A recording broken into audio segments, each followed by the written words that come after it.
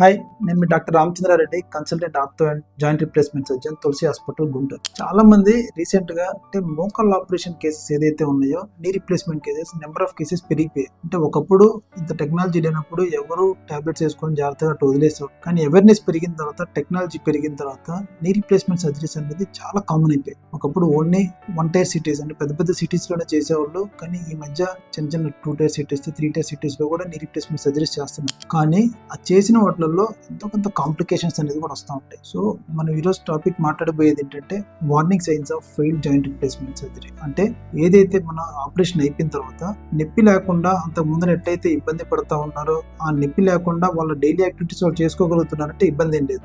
అలా కాకుండా సర్జరీ అయిపోయిన తర్వాత కూడా ఫస్ట్ ఒక 15 నుంచి 20 రోజులు నొప్పి అనేది ఉంటుంది. దేని వల్ల వస్తుంది? అది చుట్టుపక్కల కండరాలు ఏదైతే మనం ఆపరేషన్ చేసామో దెబ్బతింటాం కదా, ప్లస్ కుట్లు వల్ల, దీని వల్ల వచ్చే నొప్పి ఏదైతే ఉందో అది 2 వారాల నుంచి 3 వారాల్లో తగ్గిపోవాలి. కానీ 2-3 వారాల తర్వాత కూడా నొప్పి పెరుగుతూ ఉంది, రోజువారీ పనులకు కూడా ఇబ్బంది అవుతా ఉంది, సాటిస్ఫాక్షన్ లేదు, చిన్న చిన్న పనులు చేసుకోవడానికి కూడా ఇబ్బంది అనిపిస్తూ ఉంది అంటే కనుక you should think about that. ఖచ్చితంగా ఆలోచించాల్సింది ఏంటంటే సర్జరీలో ఏదో ప్రాబ్లం జరిగిందని చూడాలి. సో ఆ వార్నింగ్ సైన్స్ ఏదైతే ఉన్నాయో మనం ఈరోజు మాట్లాడుకోవాలి.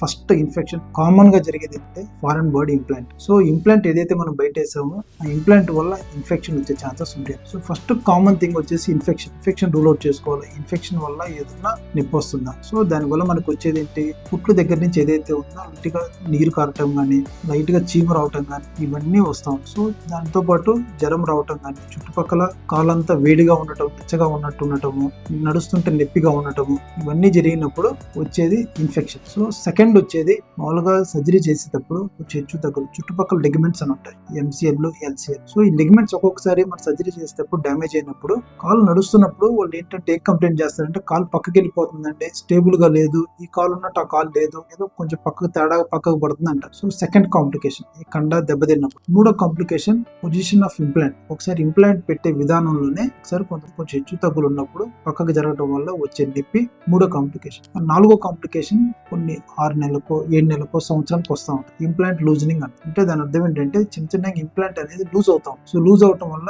దాని వల్ల వచ్చే నొప్పి ఏదైతే నడుస్తున్నప్పుడు దాని వల్ల ఎక్కువ ఒత్తిడి పట్టడం వల్ల పెయిన్ వస్తాం. సో ఈ 4 కాంప్లికేషన్స్ అంటే నడుస్తున్నప్పుడు కాలు ఏదైతే చుట్టుపక్కల కుట్ల దగ్గర నుంచి నీరు వస్తున్నా, కాలు పక్కకి వెళ్తున్నా, కాళ్ళు నొప్పి వస్తున్నా, కనీసం ఒక 4 నెలలు 3 నెలలు 3 నుంచి 5 నెలలు తర్వాత పెయిన్ కంటిన్యూస్ గా వస్తుందంటే కనుక ఖచ్చితంగా ఈ వార్నింగ్ సైన్స్ లో తీసుకోవాలా. ఖచ్చితంగా డాక్టర్ని కన్సల్ట్ అయ్యి ప్రాపర్ కాజ్ ఏంటో చూసుకొని దాన్ని అసెస్ చేసుకొని దేని వల్ల ప్రాబ్లం అనేది చూసుకొని దాన్ని ట్రీట్ చేసుకోవడం చాలా ఇంపార్టెంట్. లేదంటే కనుక ఉండే కొంచెం చిన్నగా ఇన్ఫెక్షన్ పెరిగిపోతా ఉందంటే కనుక మేబీ స్టార్టింగ్ స్టేజ్ లో మైల్డ్ గా ఇంజెక్షన్స్ పెట్టుకొని తగ్గించుకునే ఇన్ఫెక్షన్ కాస్త మేబీ ఇంప్లాంట్ మొత్తానికి వచ్చేసిందంటే మళ్ళీ సర్జరీ చేసేసి మళ్ళీ ఇంప్లాంట్ తీయాల్సిన అవకాశం కూడా ఉండే ఛాన్సెస్ ఎక్కువగా ఉంటాయి. సో పొటెన్షియల్ కాంప్లికేషన్స్ చాలా ఎక్కువగా ఉంటాయి. సో మేజర్ సర్జరీ కాబట్టి జాగ్రత్తగా అసెస్ చేసుకొని చూసుకోవాలి. Thank you for watching.